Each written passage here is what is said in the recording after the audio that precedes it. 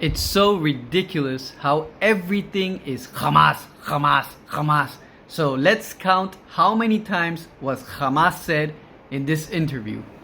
Here with me now is Israeli Prime Minister Benjamin Netanyahu. Thank you so much for joining me. Let's start with that potential deal, sir. 100 hostages are still being held by Hamas. You're sending that negotiating team to Qatar in the coming days to talk about a potential deal. Free hostages in exchange for a 6-week pause in fighting. As you know, Hamas is demanding the release of hundreds of Palestinian prisoners in exchange for roughly 40 female hostages.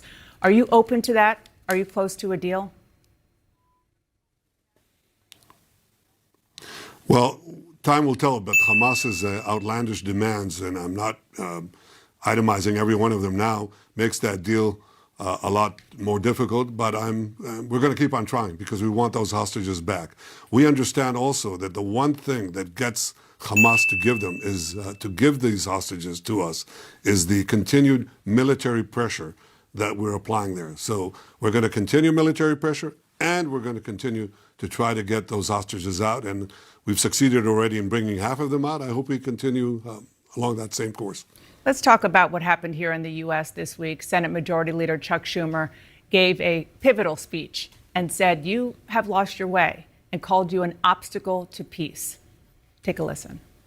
The Netanyahu coalition no longer fits the needs of Israel after October 7th. And I believe that holding a new election, once the war starts to wind down, would give Israelis an opportunity to express their vision for the post-war future. Chuck Schumer is the highest-ranking Jewish elected official here in America, a staunch supporter of Israel.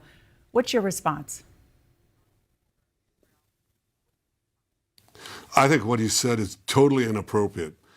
It's inappropriate to go to a sister democracy and try to replace the elected leadership there. That's something that the Israeli public does on its own, and we're not a banana republic.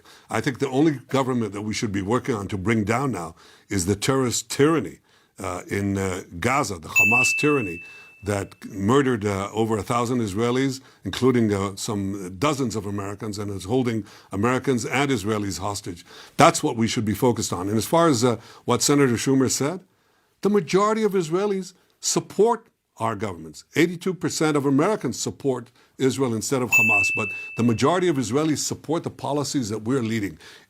Go into Rafah, destroy the remaining Hamas terrorist battalions, make sure that we don't put into Gaza, instead of Hamas, the Palestinian Authority that educates their children towards terrorism and the annihilation of Israel, and also an enormous majority here, including 99 Knesset members to 9, oppose the idea of ramming down a Palestinian state down our throats. I want to get to some of those polls. The majority of Israelis, this is a wake-up call to Senator Schumer. The majority of Israelis support the policies of my government. It's not a fringe government. It represents the policies supported by the majority of the people. If Senator Schumer opposes these policies, he's not opposing me. He's opposing the people of Israel. Okay, I'm going to get to some of the polls that you cited in one moment, but I just want to make sure that our viewers understand that Chuck Schumer gave the big speech, but he has support in many ways from the President of the United States. President Biden is a self-described Zionist. Even he is starting to distance himself from the way you are handling the war. He called what Schumer said a good speech. He said that he shared the concern of many Americans. They aren't criticizing Israel. They're criticizing you and your right-wing coalition. Dana, there's a fallacy that is being perpetrated here. And you should take polls, you'll have your own polls, and check whether the people of Israel support the policies that I'm being criticized for. That is, supporting the policies of going into Rafah, destroying a quarter of the remaining Hamas terrorist army. That's like leaving a quarter of the Nazi terrorist army in Germany and saying, no, we're not going to finish the last quarter, and we're not going into Berlin. Most Israelis overwhelmingly support the position that we have to go in. They oppose the idea of ramming down a two-state solution or a terrorist state against their will, because they think that this will endanger Israel's future. They support those policies that I'm putting forward, and to present that as something that is, I'm an outlier, it doesn't represent the majority of the people of Israel, is simply a fallacy. And I'll tell you the other fallacy is, they're saying, well, most Palestinians don't support the Hamas massacre. In fact, 85% of the Palestinians do support, unfortunately, the Hamas massacre.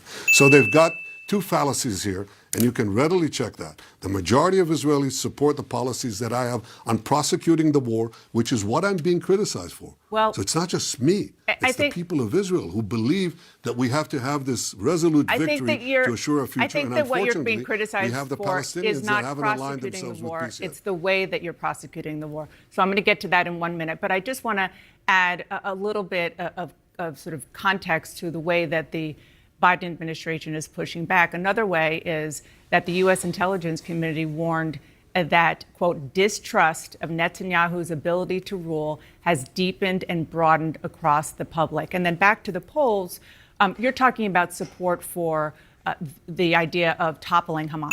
That makes perfect sense.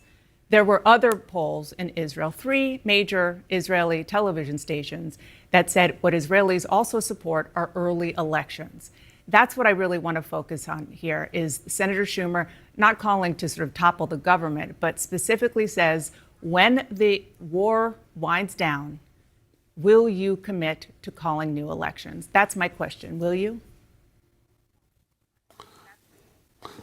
Dana, 2/3, first of all, what you said is wrong. The vast majority of Israelis oppose early elections until the war doesn't end. We've just had many polls on that. Look, a lot of the polls are twisted. Channel 12 says 64% of Israelis support early elections. But all polls show that's not. No, I'm afraid they asked them the question, do you support it during the war? And they said no. But that's not what Schumer is calling for. He's calling for new elections when the war winds down.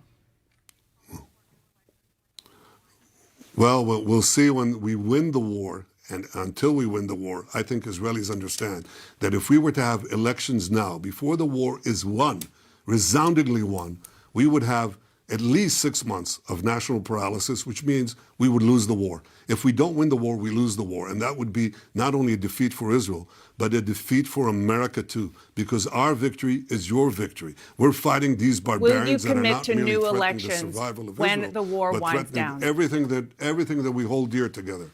Will you commit to new elections when the war winds down? I think that's something for the Israeli public to decide. But it's not something, look, that's something for the Israeli people to decide. I think it's ridiculous to talk about it. It's like after 9/11, after 9/11, you're in the midst of fighting the war against Al-Qaeda, and an Israeli would say, you know what we need now is either new elections in the U.S., or if your system doesn't allow, then President Bush should resign and we should have an alternative leader. You don't do that. Well, let's you don't talk do about that to why. A sister democracy, to an ally. You don't talk about that. What you do talk about is, how do we help you defeat what President Biden called sheer evil? You don't just stop after you destroyed 80% of sheer evil. You destroy 100% of sheer evil to allow a different future for Israelis and Palestinians alike. Mr. Prime Minister, I want to talk about why the sentiment has changed. I mean, obviously, there has been huge support, and still is really big support here in the U.S. and most corners of the world for you doing what you are saying. Your strategic goal is to defeat Hamas and to make sure that that kind of terror attack doesn't happen again. But what is happening, and the reason why the world is shifting in public sentiment, is the humanitarian crisis in Gaza. Organizations call what they are seeing near famine in Gaza.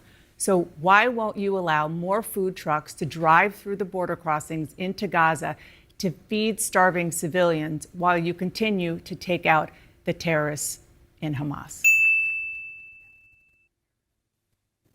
Well, our policy is to do exactly that. And in fact, we've enabled, our policy is to not to have famine, but to have the entry of humanitarian support as needed and as much as is needed. So we've created alternative routes, supply routes. We allow the dropping of the support from the air, humanitarian aid, a sea route that we've cooperated with, and it started yesterday, and alternative land routes that we're enabling again. The problem isn't getting the trucks in.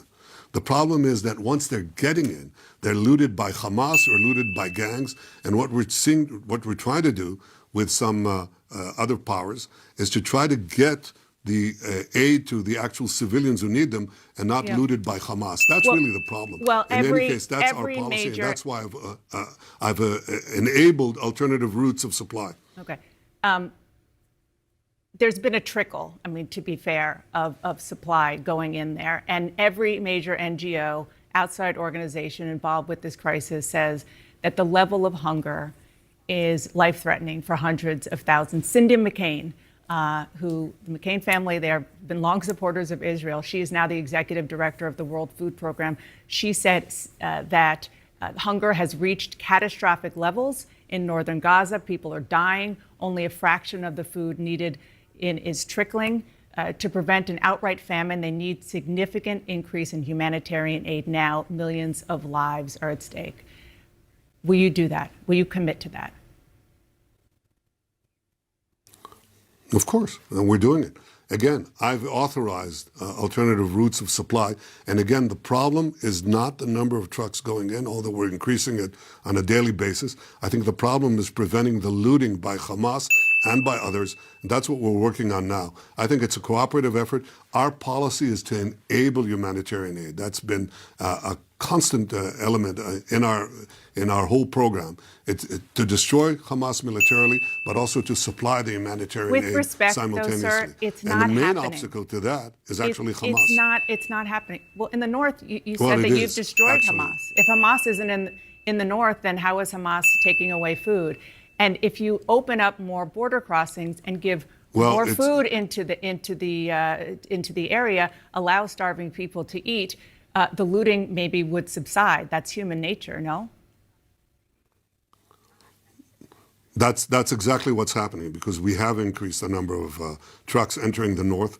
I think I'm up to date, and I know these numbers, and we know that there is an increase, but we also know that we have a job to do to prevent the looting, because at the end we bring in the trucks, including to the north, and then they're looted by remaining Hamas terrorists. We've destroyed the fighting formations of Hamas, the terrorist battalions, but there's still individual terrorists that we're mopping up. And these individual terrorists shoot the drivers, take over the goods, and try to give it to Hamas fighters, the remaining Hamas fighters. So it's an ongoing battle. I understand but that. it's something but that you we're committed to. understand that it is the responsibility.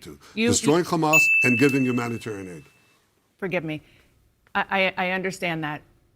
Given the images that I'm sure you have seen, do you believe fundamentally that it is Israel's responsibility to make sure that those starving civilians, including those children, get food, and you're doing everything in your power to make sure that happens? Categorically, yes. I think it's an effort that we're engaged in all the time. I think that Hamas is working on the opposite effort. One, to get people not to leave war zones. They want more civilian casualties. We want to minimize civilian casualties. And the second, they want to commandeer the humanitarian aid and bring it to their underground terror tunnels, and we want it to reach the Palestinian population. So the blame should be laid squarely at Hamas's door, and instead, I find it both cynical and wrong, just factually wrong, to try to place the blame on Israel, which is doing everything it can to minimize civilian casualties and to get to humanitarian aid, and Hamas, which is doing the opposite, instead of placing the blame on Hamas. We'll continue to do it, regardless of the PR distortions. Yeah, I mean, I think that there is no question that Hamas is a nefarious organization doing everything it can to undermine what's going on and to create chaos. But I guess the point is that you're not Hamas. Israel is a democracy, and as a Jewish state, supports and believes in every life mattering. And so I'm glad to hear that you say that you're going to do what you can to get those aid trucks in. And obviously we'll be watching, and I'm sure a lot of organizations are going to be happy to hear what you said today. Thank you so much, Mr. Prime Minister. I appreciate your time. Thank you, Donna. Thank you. That was around 34 Hamas in 14 minutes. This gives an average of one Hamas every 25 seconds. When is this guy going to ever take responsibilities for his actions and stop blaming other people? I mean, even my wife every now and then takes responsibility. Come on, man.